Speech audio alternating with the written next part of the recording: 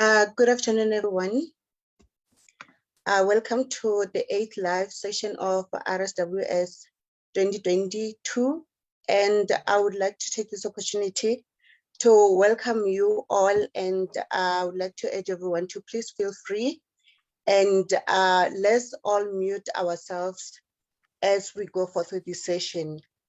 I'm requesting for all of us to mute ourselves except for our speaker before we start with the session. Firstly, I would like to introduce myself.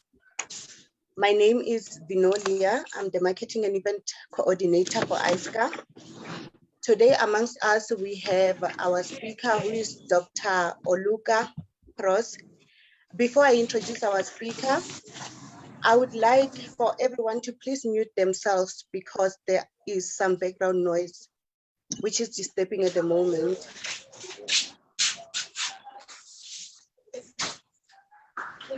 Please. Okay. Today we have our guest speaker, who is Dr. Oluka.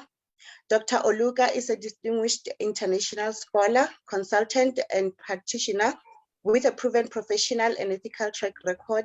She is an international consultant and a trainer with over 12 years of experience in consulting, training, and researching in public procurement, supply chain management, operation management, and corporate governance. She has led procurement review or audit sub-teams in Uganda, Malawi, and Tanzania. She was a chairperson of the contract committee at Uganda Management Institute for over 6 years. She has also been engaged by UMI as a lead consultant for international supply chain management, training for project funded by the DANIDA and African Development Bank. Dr. Oluka has researched and published in the area of women empowerment in public procurement and food security as a supply chain problem in Uganda. She has won grants from the Human Sciences Research Council and Facebook and African Observatory in Responsible Artificial Intelligence, Ethics and Human Rights as well. In November 2020, together with one of her former supervisors, which is Prof. Mukanzi of the University of South Africa, developed a supply chain coordination software. The app is entitled a mobile application supply chain coordination software for atenism-based combination therapies drugs. The duo won a first prize sponsored by the Gauteng Accelerator Program and Emo University and hosted by the Innovation Hub, a subsidiary of the Government Growth and Development Agency. Before I give our speaker a chance, I would like to let everyone know that if you have a question during the session, please write your question in a chat box, and those who'd like to present their question, they can do that only after the speaker is presented. You will be given the opportunity to do so. Right now, I'm going to take this opportunity and welcome our guest speaker, who is Dr. Pros Oluka. Dr. Pros, you can take over the platform, and thank you. Thank you so much for welcoming me and giving me an opportunity to serve yet again on this very, very enlightening platform for supply chain and for researchers as well. So today we are looking at mixed method design. And for those who were here at that time when I presented, my presentation was understanding the philosophical underpinning. It goes back into how do we choose and how do we know that we're on the right track of using mixed research methods. So today we are going to have an overview of the mixed methods. This is how we're going to do it. We're going to define, we're looking at qualitative, quantitative, and when to mix and the types of research designs, the characteristics, and the challenges. We shall see when do we use which strand. Of course, there are many strands, but I'm going to stop at, because of the time, we shall look at only 3 and then we shall see how far we can go thereafter. So mixed method research design is a procedure where we collect both qualitative and quantitative, and then we mix them. But how and at what point do we mix both of them? So, but methodology it refers to the procedures of how we answer the questions at hand, and then of course the topic, how do we address the topic to be investigated. So those are the steps of doing what we're supposed to do and investigating a topic of our interest using specific methodologies. So the way to classify methodology is basically that we either use qualitative or quantitative, and quantitative procedures looks at the numbers, numerical measures, whereas the qualitative looks at the verbatims, okay? But we can also maybe later on, if we're interested using certain techniques, we can also use them, measure them numerically if we want using. But usually these are qualitative, expressions of opinions of our participants or our respondents to when we are looking for in-depth characteristics of dimensions that are being studied in a way that is exploratory. And usually we first look at what do we want to do as we look at the questions and the hypotheses and all that. What is it that we are looking for? So we need to know how we are also going to sample and decide how we shall select the sample from the population and all that. So all this comes into the mixed methods. What do we want to achieve? How do we want to generate knowledge? And what is the nature of the knowledge that we want to generate? So all these.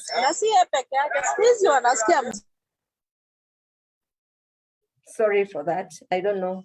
Please kindly mute so that we don't get disruptions. I'm requesting kindly. So when we do look at all this, do we want in-depth, explore in depth, or do we want to use objective means to confirm, to confirm or to dispute something that is known or unknown? So all this leads us to whether to use mixed methods. So what is the starting point, therefore? You need to have a research problem in a specific area, and your title should be focused, and it should tell us the purpose. So the major three components of the title should be very clear. One of them is the phenomenon. You want to look at the participants, the context, because at times when you look at the topic, you automatically know that through experience that this is going to be mixed methods or singular or both. So in all this you do, you have to be an expert at what you are doing. So you also have to decide on the research design. So before you decide on the research designs, then the questions, the problem must be very clear, leading us to know whether we are going to do mixed methods. So your strategy should be able to address the issues that you want to address. And Kipling looks at 6 honest men. What are these 6 honest men? He thinks of, these are the things. What is it that you want to discover? Why do you want to investigate that? When is the investigation to be conducted? Oh, and over what period? Because at times you want to mix methods, but the period is very short. How do you intend to investigate the topic? Where is the topic located, and where is it to be investigated? Who are the respondents, and from what data do you want to collect? So these questions from Kipling inform the basis for your research design. So the three methodological waves, before we come to the mixed methods, I want to give you a brief on why we look at, or why people are now using the mixed methods. There was a traditional thinking that everyone should do, positivism. You must do the quantitative strand. Another one came and said, no. For us, we can do, a subjective, or what we call the qualitative strand. But then during the 1960s, authors and scholars came up and said, no, I think we can mix these, the two, the qualitative approaches and the quantitative. So when these framings came in the last 50 years, using the pragmatism, now we use what we call the mixed methods research. So it builds on both the quantitative and qualitative approaches. And as I say, that qualitative methodologies are based on ontologies and epistemologies, which are loosely be termed fundamental assumptions. And if you were here last time, we're talking about assumptions. What assumptions? Okay. And what is ontology? What is epistemology? And ontology is about about the nature of reality. How do we create knowledge? That is ontology. Whereas epistemology deals with the sources of knowledge. How do we, how is knowledge acquired? The different ways of acquiring knowledge using the epistemologies and the ontologies. So what constitute knowledge and ways of knowing is epistemology. Paradigms are influenced by realists or objectivists or constructivist ontologies. The nature of knowledge. The knowledge can be objectively or gained or constructively made, and then also we can have positivism and interpretism. In positivism, when you see positivism or post-positivism, they all mean about the quantitative. Whereas the interpretivism, constructivism, and so many others, they mean we are looking the paradigm of from the qualitative perspective. So the foundations of the realist ontology is informed by the positivist epistemology, while the constructivism is influenced by the interpretism. And this is by one of the famous professors, Professor Ngulube. So for instance, social constructivism or post-modernism, these are all qualitative ways of understanding or of generating knowledge. Pragmatism or methodological pluralism was born out of an attempt to bridge the gap between interpretism and positivist epistemologies. As I said, epistemology is how do we acquire knowledge? Ontology is what is the nature of knowledge. So the methodology of positivism is quantitative, while that of interpretism is qualitative. So therefore, mixed methods research is the realm of both paradigms, and it may, use the positivist and interpretivist paradigms. So when you look at, we map the methodological landscape. We have on one side the realism that is now the quantitative, and the extreme left of your screen. On the right of your screen, we have the qualitative. And then in the middle, we have the mixed methods. And then it will tell you the approaches to use the techniques to use, and so on and so forth. But that is not, that's not what I want to concentrate on. So later on, we see scholars coming up to, to urge people to use, scholars to use mixed methods research. Why? Because they wanted people to combine observation, theories, methods, data sources, so that they could come up with,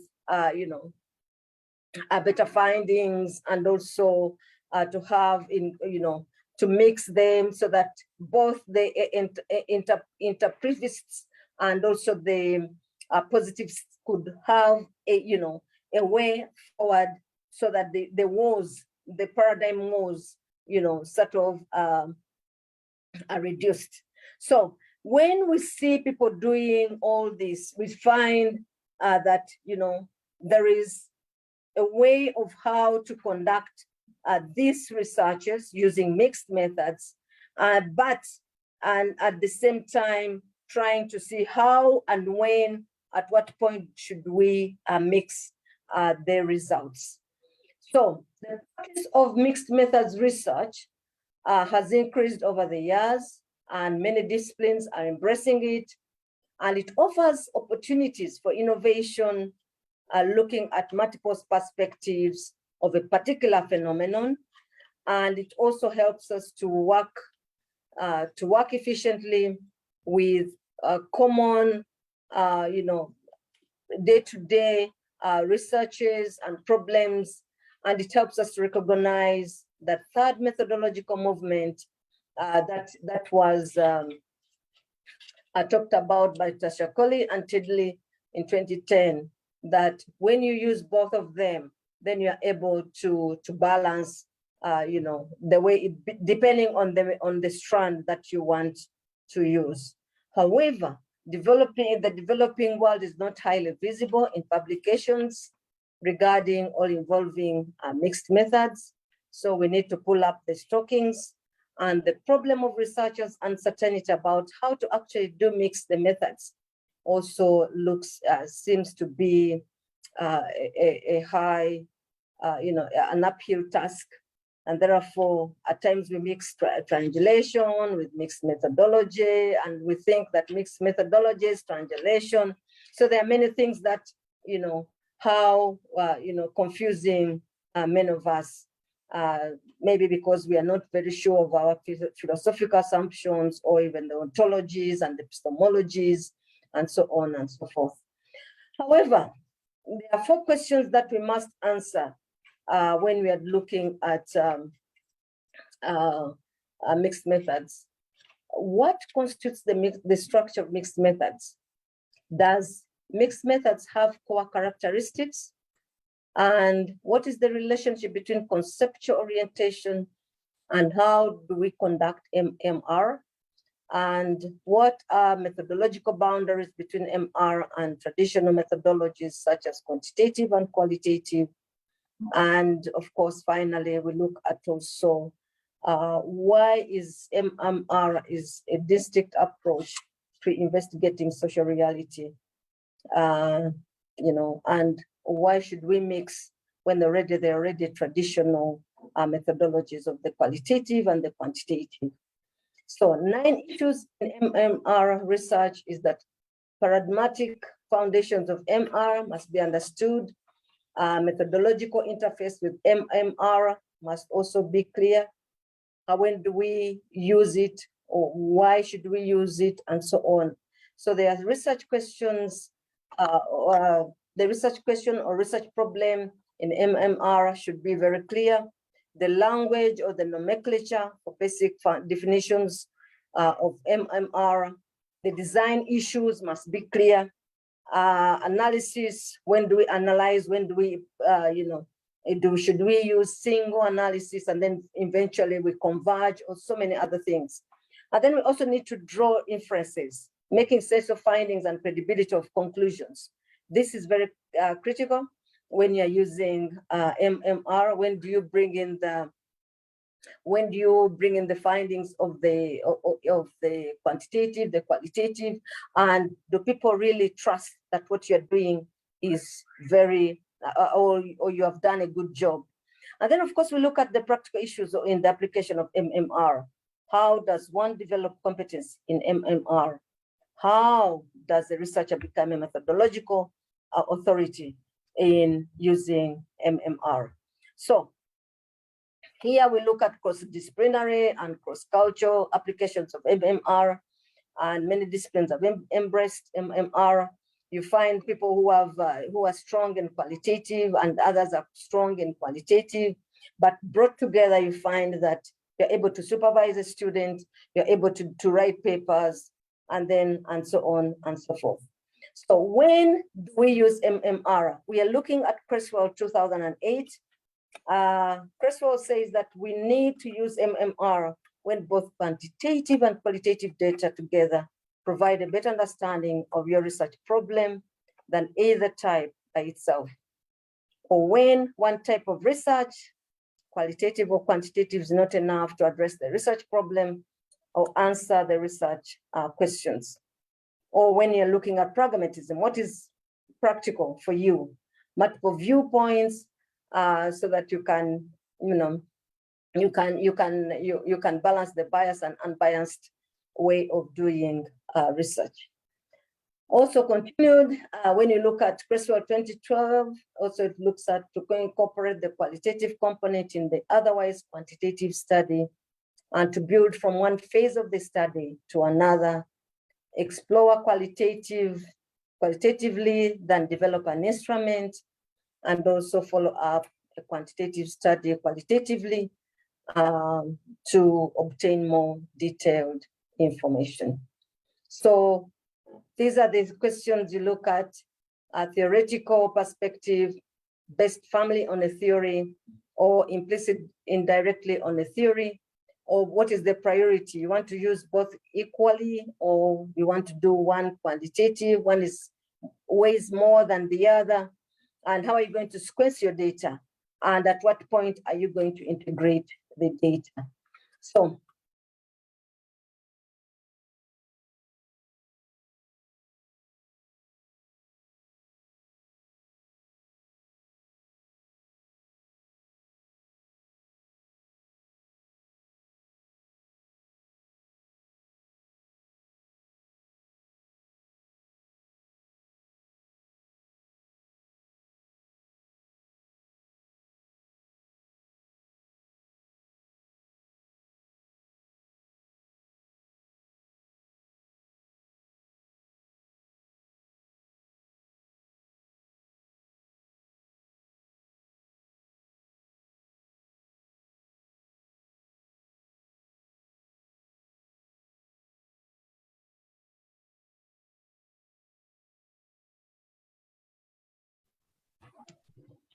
sorry, I lost you.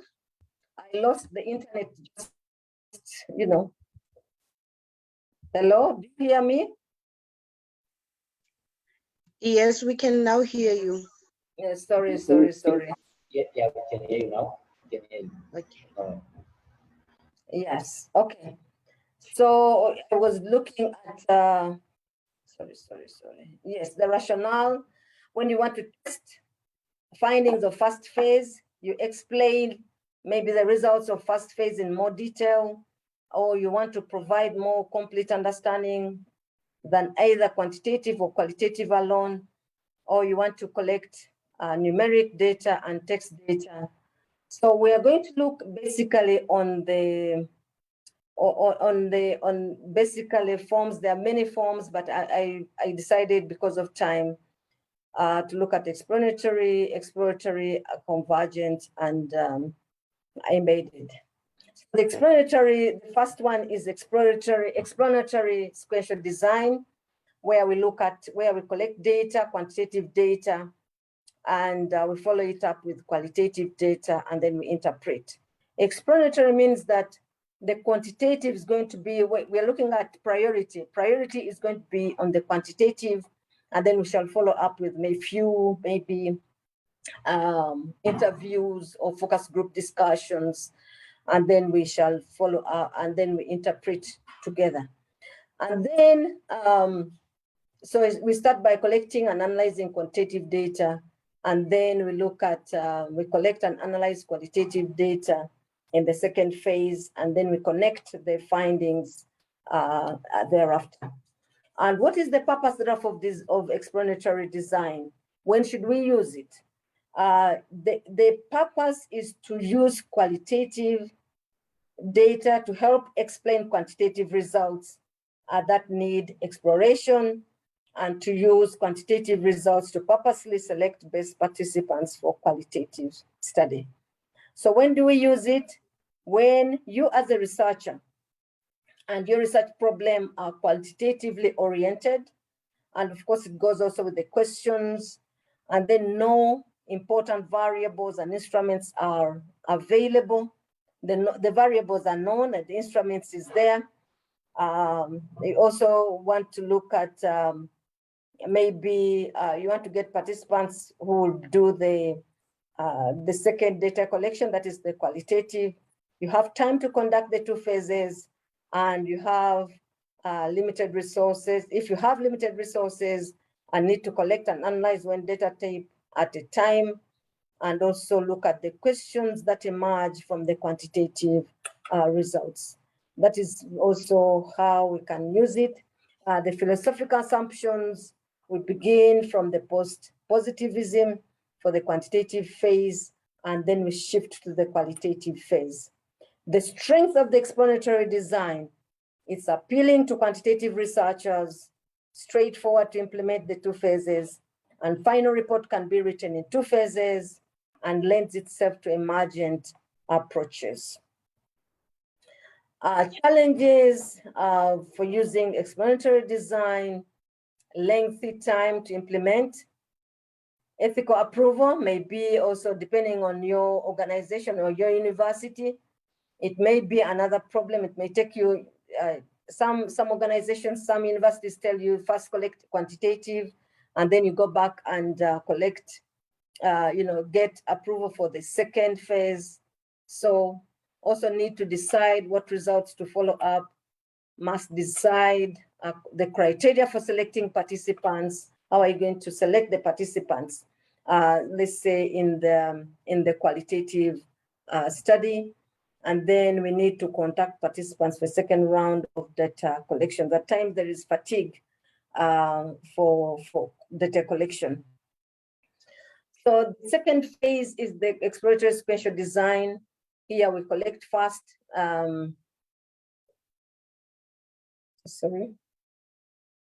We should be able to collect the first one. We collect the exploratory sequential design. We collect. What is happening? Yes, we collect as data qualitatively, and then we analyze it. We develop an instrument or a topology, and then we go and collect the data. But you have to choose it only when you have when your problem and the research questions are qualitatively oriented, and you find variables are not known and instruments are not available. You have to develop your own instrument later on from the qualitative or from interviews or focus group or observation. And then you have time to conduct the two phases, have limited resources, and need to collect data and analyze one data type at a time. And then you find that new questions may emerge from the qualitative results that you want now to collaborate the results finally with the quantitative stand. What does that mean? That the qualitative takes a bigger, the priority is on the qualitative. The quantitative is basically, to collaborate your results from the qualitative design. So the researcher, yes, collects the data and analyzes the qualitative data first, followed by the quantitative, and then you connect the phases by using the qualitative designs to shape the quantitative phases. So philosophical assumptions, you begin from constructivism for the qualitative phase, and then you shift to the post-positivism for the quantitative phase. So you use it when you want to develop a theory or you want to develop, you know, an instrument. So at times, you know, students, you know, you can be asked, what are you going to contribute to your study? And then you want to say, I'm going to do an exploratory design. Maybe you're going to contribute methodologically or theoretically by developing a theory. And then you test the theory by developing an instrument. So these are some of the contributions you may make, some of you who are students. So what are the strengths? The strength is that the design is straightforward, easy to implement and report. And the quantitative components, you know, help you to understand more of the qualitative, the qualitative results that you may have gotten from your respondents. And the researcher produces a product such as an instrument and lends itself to emergent approaches. A lot of issues may come up, a lot of knowledge may come up. So it helps you to understand the phenomenon at hand. The challenges, there are challenges too. Two phases require lengthy time to implement, and at times difficult to specify quantitative procedures when applying for, you know, your internal research ethical approval, and may have to apply twice, and then of course deciding the qualitative findings to use for quantitative phase. And then procedures for developing a valid and reliable instrument. At times, if you're not very good at validity, reliability, then you may have also issues there. You may struggle. Then we have the embedded design. This is whereby we see you do either the quantitative or the qualitative designs, and then you collect the data and you analyze. You collect it both and at the same time, and then you analyze and make interpretations. So you collect and analyze quantitative and qualitative data within a quantitative research design, and you collect and analyze the secondary data sets, or they may occur before or during after the primary methods.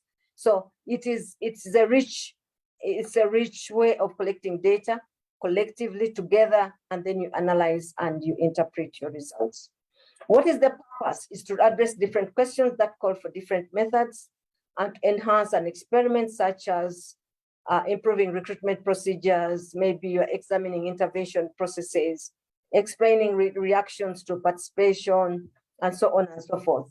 So when do we use this design is that you must be an expert with primary designs, and you're comfortable with the primary orientation. You must have the experience to do both methods at the same time, and resource limit, where you place both priority on both methods. At times, some people say, yes, when I go to interview, I'll still do I can go at once and also do collect the quantitative data sets. So this is how the convergent, now we're looking at the convergent, where we collect both of them, the convergent and the embedded. You look at here let me go back. Here you collect the data, quantitative or qualitative, and then you analyze all of it together. You can analyze it before, during, or after. But here in the convergent, you look at, you collect data, quantitative data, qualitative data, and then you compare and interpret. The convergent, when you use it, collect quantitative and qualitative data concurrently as well, analyze the two data sets separately, and mixes the two databases by merging the results during interpretation, and sometimes during data analysis. So here you analyze the data sets separately, and then you mix them. The purpose for convergent design and when to use it is that you obtain a more complete understanding from both databases, collaborate results from different methods, compare multiple levels within a system. You can compare, you can collect from top management, and then also you collect from maybe middle management, and then operational management. You're able to compare. And when do we use it? We need to collect both types of data in one visit to the field. Both types of data have equal value for understanding the research problem, And we have quantitative and qualitative research. You must have quantitative and qualitative research skills, and you can manage extensive data collection activities individually or with a team.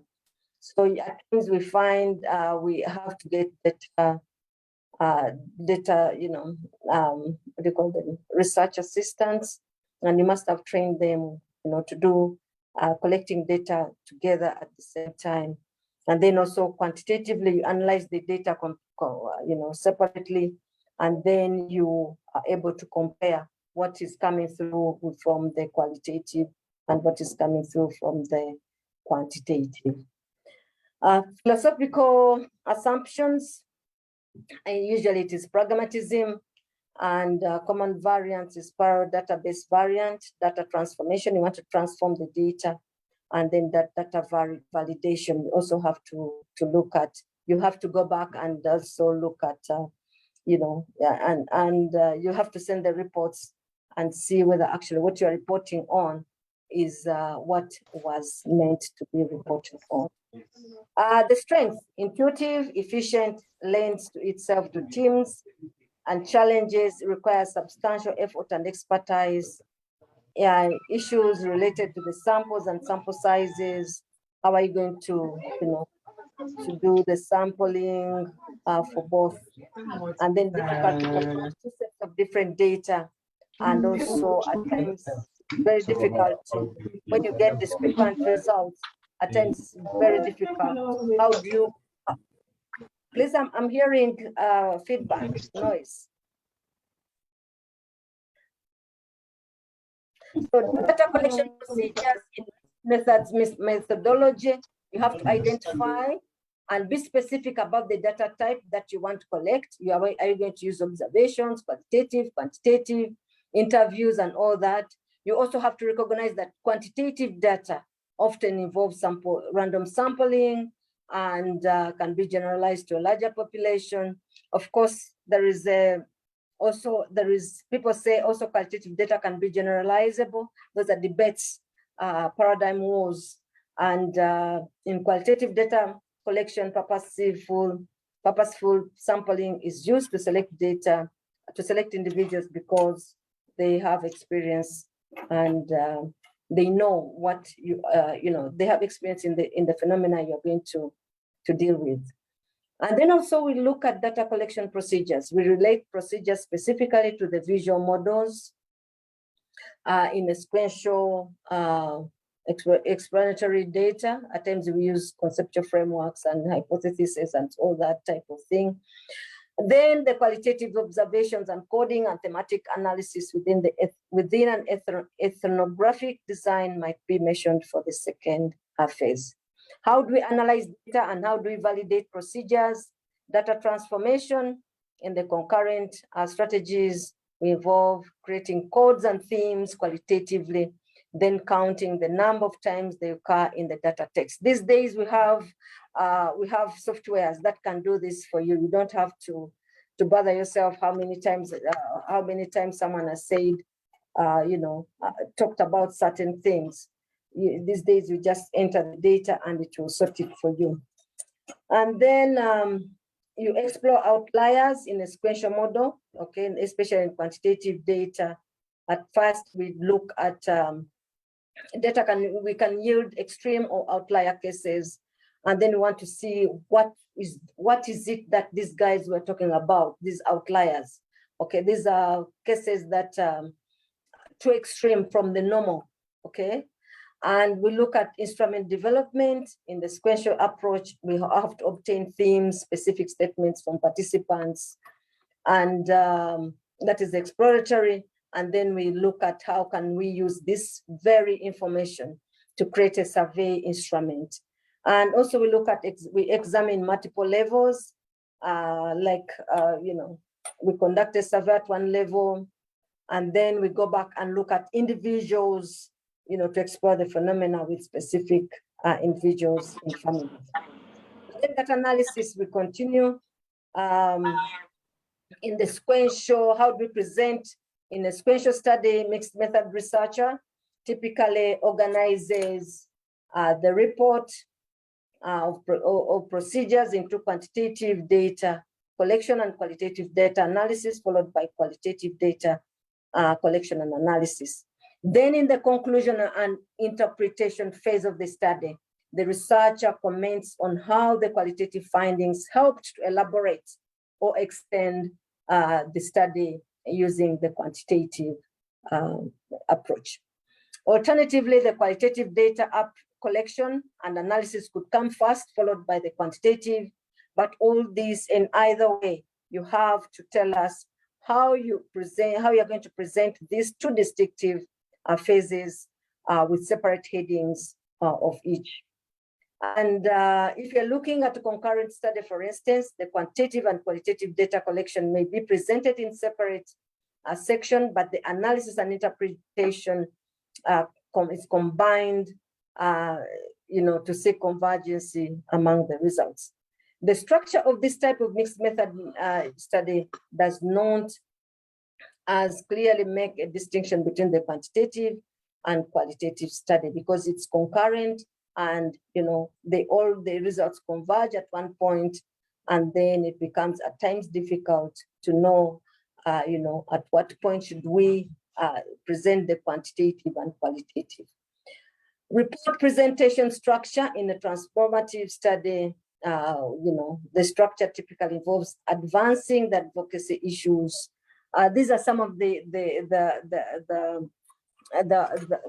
strands, but in the end, we find that there must be a separate section that may advance agenda for change or reform that has developed as a result of this research.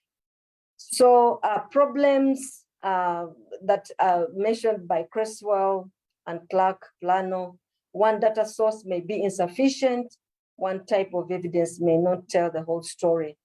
So results need to be explained. What do the results mean? Exploratory findings need to be generalized to generalize the test and test what the exploratory study uncovered, even when you're developing instruments. A second method is needed to enhance a primary method, and at times that's when we use the embedded qualitative data within the quantitative one, that is the nested approach. And the theoretical stance needs to be employed when you are looking at when you're collecting both qualitative and quantitative data. But overall, research objectives can be best addressed with multiple phases or projects. So be careful when you are writing your questions, when you are your objectives, they must be able to address both the how, the what, the when, and all that type of thing. So the decision tree for an MMR study is we look at the appropriateness of MMR, the research design. We look at the design strategy or how we are collecting data, and then mixing the strategy. At what point do we mix? And generating theoretical statements and validation of the MMR.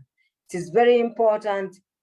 You must have the expertise really to do this, or your supervisors must be able to help you, to know whether your study needs a mixed method research design or not, and at what point and what takes the priority when you are mixing. At what point are we going to converge? At what point are we going to to collect both of them at the same time? At what point are we going to prioritize the qualitative or the quantitative? So all this, ladies and gentlemen, you really need to, to have the expertise, and you must be able to be guided, you as a research student. So concluding remarks: there's no clarity on the definition of mixed methods and its benefit. And proponents of this method argue that qualitative and quantitative methods are based on different paradigms, assumptions, and hence cannot be easily combined. Of course, these are still assumptions and wars that are still that are yet to be dissolved. There's also a pervasive positivist bias in MMR discourse, since qualitative tends to be subordinate to quant. So MR designs are too expensive. You have to judge for yourself whether you can handle, and there is still merit in MMR. It's a very interesting when you use this MMR, but you need to decide which strand you're going to use for which you are competent enough. And then is the topic-based approach to using mixed methods, and why applying mixed methods approach? What mixed method design are you going to use? Does your research question address the quantitative, qualitative data? And what quantitative and qualitative data are you going to collect? So in conclusion, I wish to conclude and say that a bird does not sing because it has an answer. It sings because it has a song, and that's a Chinese proverb. So we have a list of references, and I beg to submit, ladies and gentlemen. Thank you. Thank you so much for your informative presentation. Okay, I was in the chat box, so we do have some questions. So while you were doing your presentation, there were some questions which were being written in the chat box. So I would like to take you through the questions. We do have a first question from Dr. John Gwenya, which says, please elaborate on strategies to enhance triangulation when using the MMR. So strategies to, let me write them down. Strategies to enhance. Prof, yes, you can just open your chat box. I think they also exist in your chat box. Yes. Yes. So you can just, okay. So what strategies do you have to use at enhanced triangulation? In my opinion, I think you have to use, both of them, because when you use one, I mean, it depends on your questions. It depends on what you want to achieve from your study, because triangulation is a way of how you are collaborating your answers or your results. Okay, you want to know how, let's say, how qualitative. If you started from the qualitative strand and you have questions, so you keep probing. How does this ABCD? Because if the qualitative strand has not answered you have not gotten the right answer, and you want to go out and see and maybe use a questionnaire. So how can you triangulate these two? Okay, what strategies can you use to triangulate? So you can use either observation, you can use focus group discussion, you can use, there are people you can use, if you have the money and the time, you can use, let's see, you can use a mix of,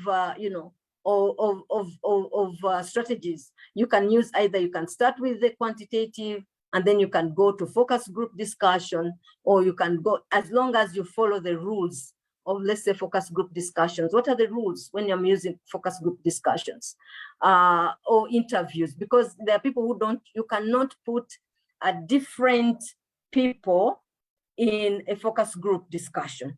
There must be homogeneity, for instance. So as you do all these strategies, you need to, you're trying to collaborate information here and there and there. So by the time you finish all this, you're able to see the true picture that is coming out of your results. But you have to follow the rules. If I'm using observation, what am I supposed to do? If I'm using the people who start from, let's say I'm doing a literature review search, a documentary review. What am I going to do? What am I looking for in documentary review? And from documentary review, what am I going to ask? Let's say I'm going to do interviews or focus group discussions. What am I going to do? What am I looking for? Because there must be a connectivity in all that you're choosing to do so that you can be able to triangulate your results using mixed methods results. And someone is asking, do you have the same sample for both phases? There is a scholar who says, yes, you can use one. But most of the scholars, you can say, you have to first, if you're looking at qualitative, the people who have done qualitative, you don't go back to them. And then you choose another sample for quantitative. But there's a scholar who has said such. But it is very risky also. And also it creates fatigue to go back to the same people. But it would be nice that you do qualitative. Let's say you get a group of, let's say, local governments. Okay, collect some qualitative data, just a few cases.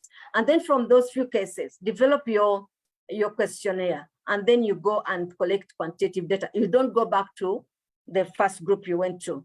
So that would be, for me, that's what I would really love to see in such mixed methods research, that it would be better to collect from different samples so that you can be able to collaborate your information.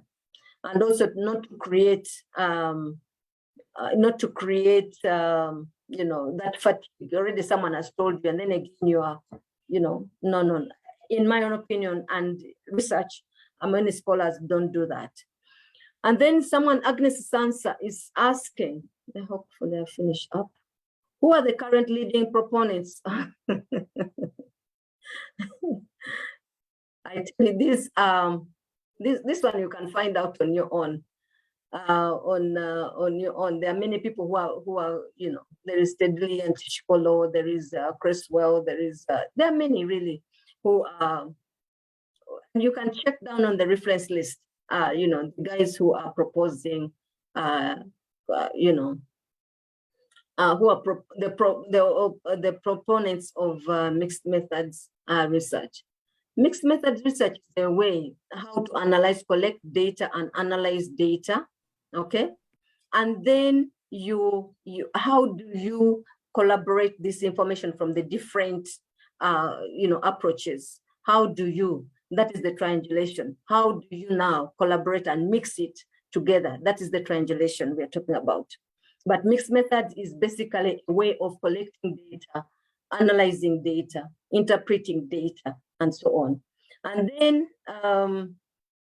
someone is saying, in which field is MMR most suitable? There is no field. I mean, it is now being embraced by many scholars in different fields, in the health sector, in the even supply chain, in economics, depending really on the problem.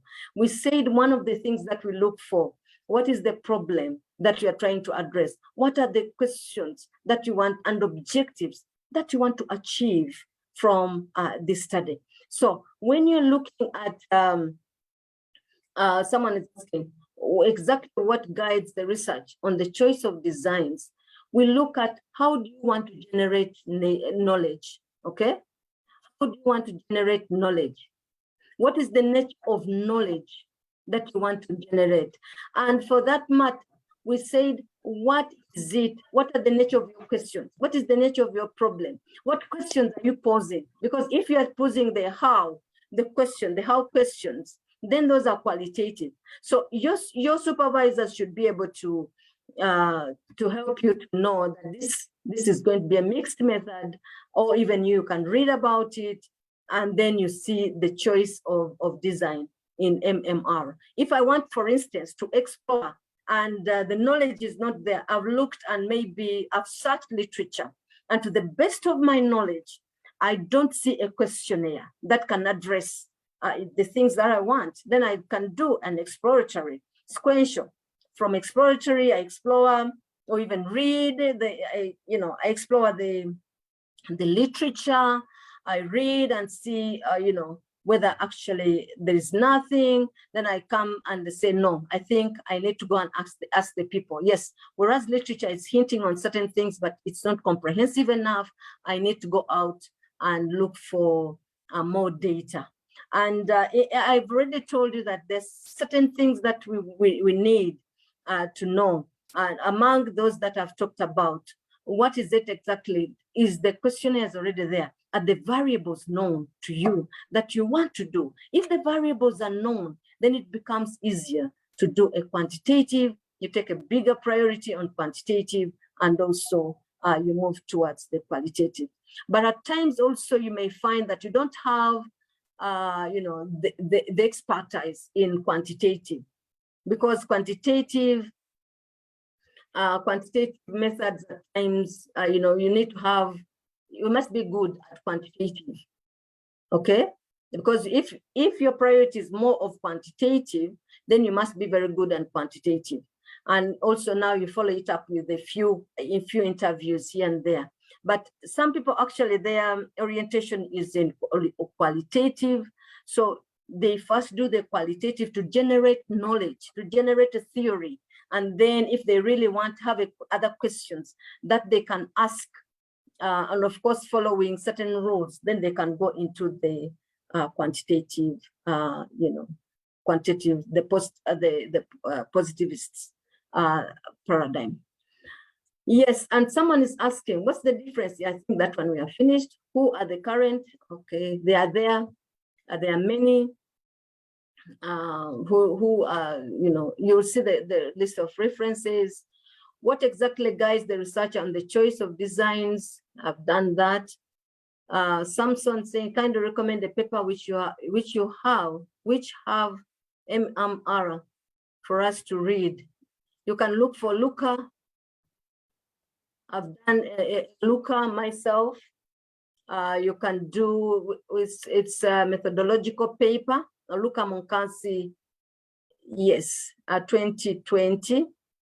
I did an exploratory, and then finally, yes, an exploratory study. So you can read that. That's as a starting point. Someone saying, PS saying, MMR is quite complicated at times and has some drawbacks, such as expertise to collect and analyze data. How can we guide our students so as not to face such drawbacks? You must have, like myself, I love MMR because that's what I did. That's what I've used. And I always tell my students to use it. So the passion to use that, the expertise. I mean, at the end of it all, you must also be good. You must have done some paper writing. If you're a lecturer, try to use it. And it's multidisciplinary. Usually, if you're at that level of a lecturer or you're writing papers, it's multidisciplinary. At times you have to combine your qualitative with someone who's quantitative. And then you're able to see how, through practice, that's how we come to understand MMR. It's not a complicated method. You just have to read it, use it, practice it, and then you become, an expert. But the good thing is that when you are an author, you're a scholar, you draw strength from another person who is better than you in a certain, approach. That is the beauty with, from those drawbacks, because in most cases we find someone is good in quantitative and then another person is good in qualitative. So we balance our, we balance our strengths. So one challenge or one drawback can be addressed by, supported by another person. So that's how we manage to balance, these MMR. JW says, how about collecting both quantitative and qualitative from the same sample, such that your question is divided into sections, such that one section has questions on quantitative data, another section, then this is no longer a mixed method. It is basically a tool that you are using, semi-structured questionnaire where you have both. So it is no longer, a mixed method, because there are rules to mixed methods. So JW, that's not mixed methods. Then let me see another one. Yes.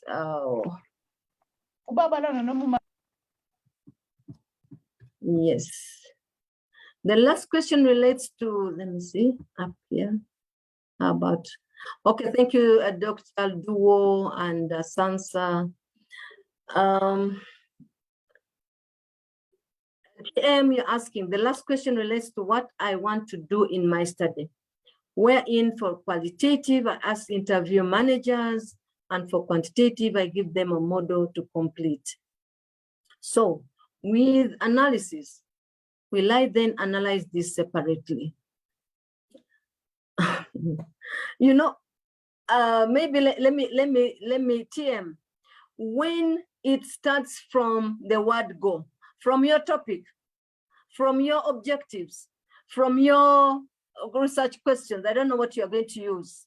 So it comes from there. And then you develop that interest that I'm going to use MM. So, and then I'm asking you TM, what is it, what priority are you giving the qualitative? What priority are you giving the quantitative? Okay. So if you need to know where am I going to draw my strength? Okay, I'm going back to TM. Yes, TM.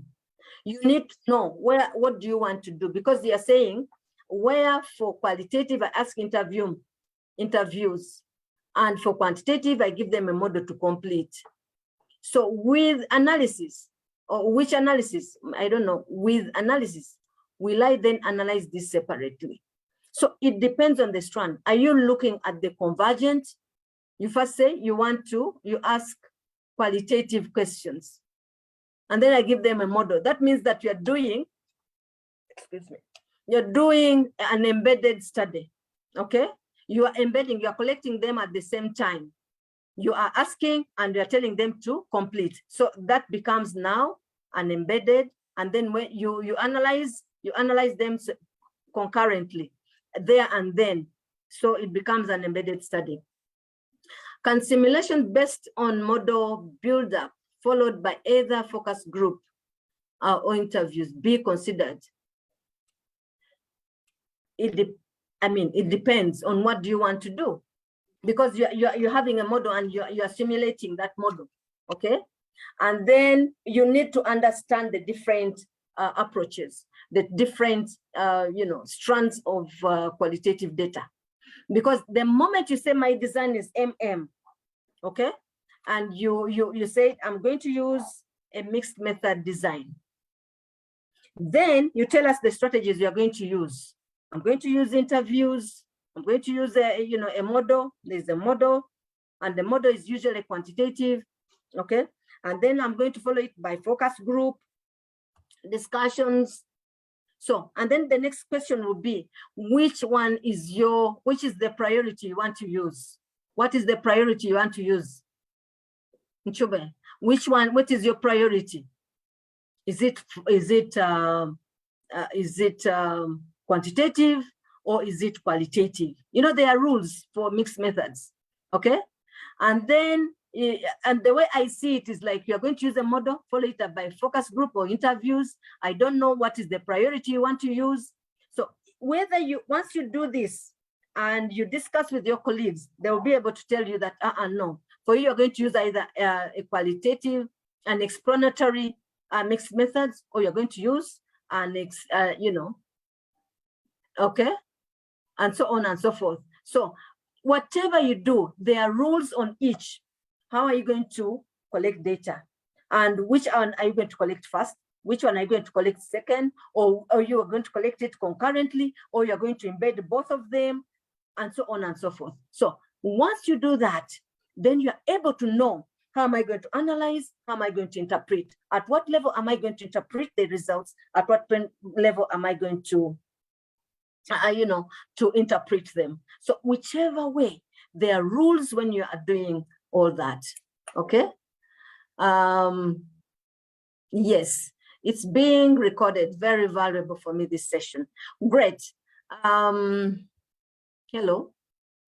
I can't hear anything. Someone saying, is she frozen?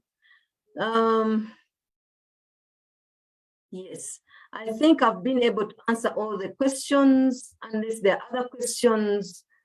But always follow the rules of the game. If you're going to do one strand, one approach at a go, then tell us what is your priority. If both of them carry the same priority, then that is a different strand. If one of them, if qualitative is carrying another priority, and then that is exploratory. And then the next question I'll ask, why are you using exploratory? Because there is no data, there isn't enough information. I want to first get that information and then go into the survey. Then I'll know that you're doing exploratory sequential. Because sequential meaning that you are finishing one stage, going to the next, and you first finish one, interpret, analyze, analyze, and then go to the next. And then after the next, you interpret, and then finally, you bring the interpretations together. But the question is, when the people who are reading your work, will they really find that it is valid and conclusive to answer the research questions you went out to answer? So these are some of the things you have to be very careful when you're going for MMR, but it's one of the things, the methodologies that enriches us and really brings value, especially where you find that the questions that you're trying to answer cannot be answered by one approach, but a combination of approaches. I beg to submit.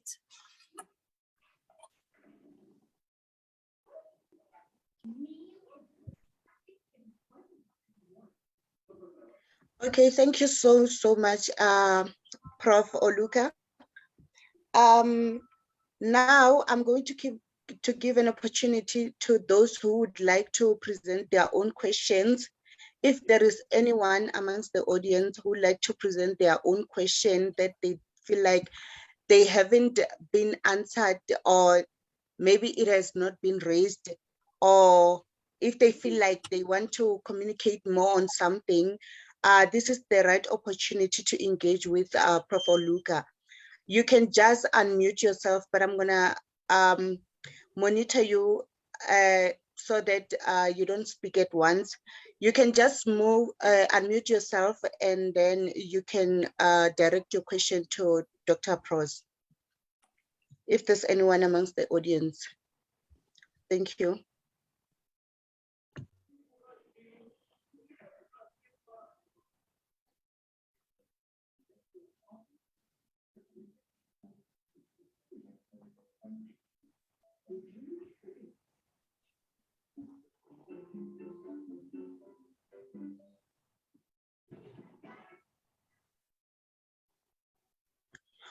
Okay, I can see that everyone is muted. Okay, Dr. Pros, I would like to thank you so much for coming on board with your wonderful presentation. It was insightful, enlightening, and I can see that through the engagement of the whole process. And again, we do have, for those who would like to get the presentation slides, you can just email me on the email that I use normally to send out the invites. You can email me for presentation slides, and also we do have recordings for the session. We record every session. We make sure that all our sessions are recorded so that everyone can just reflect back if there's anything that they would like to get clarity on.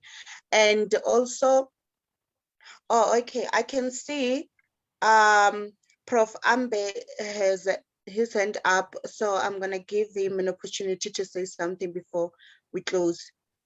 Prof. Ambe, you can just unmute yourself. Thank you very much, Vinolia. Thank you very much.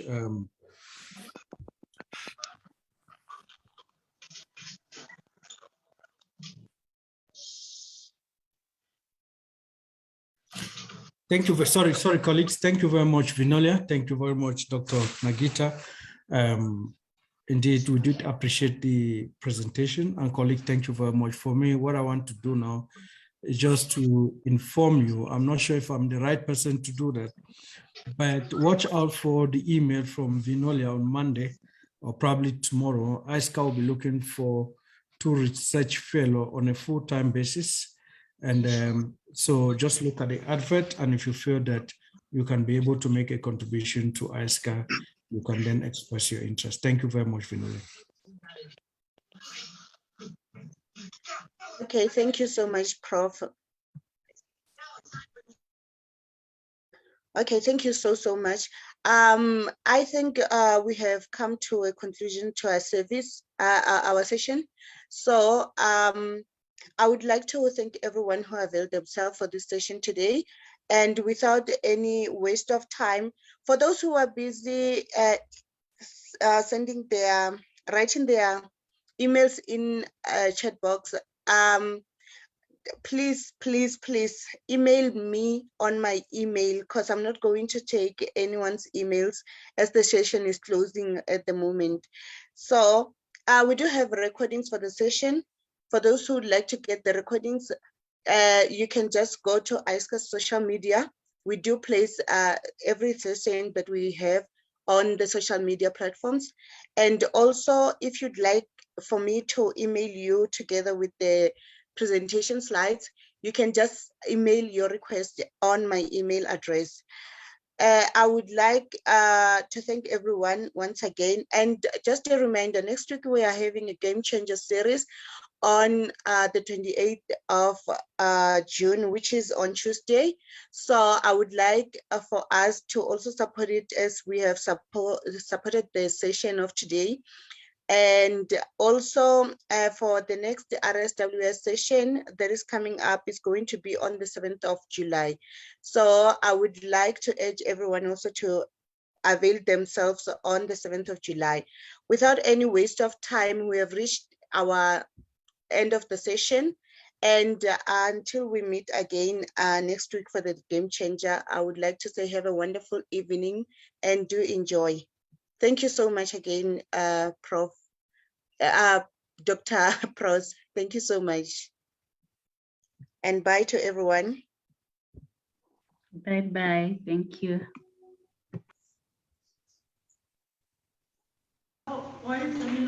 Bye.